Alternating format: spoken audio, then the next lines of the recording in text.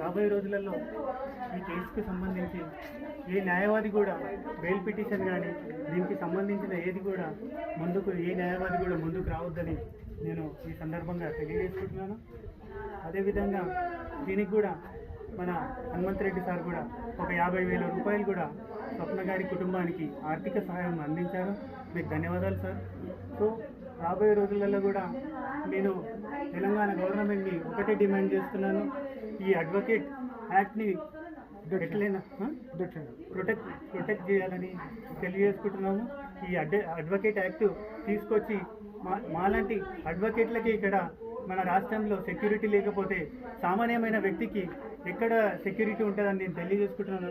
రాబోయే రోజులలో కూడా గవర్నమెంట్ దీన్ని ముందుకు తీసుకోవాలి. వీలైతే మేము సెంట్రల్ గవర్నమెంట్ కిషన్ రెడ్డి అన్న గారితో కూడా మాట్లాడతాము. దీనికి సంబంధించి కూడా బండి సంజయ్ గారితో కూడా మేము మాట్లాడతాము. రాబోయే రోజులలో అడ్వకేట్లకు సంబంధించి ఈ అడ్వకేట్ యాక్ట్ని ఎలానైనా తెలంగాణ రాష్ట్రంలో అమలు చేసేటట్టు మేము చేస్తామని చెప్పేసి నేను తెలియజేస్తున్నాను.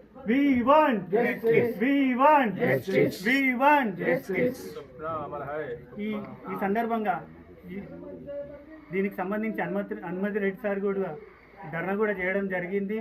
సారు మాజీ ఎక్స్ బార్ కౌన్సిల్ మెంబరు.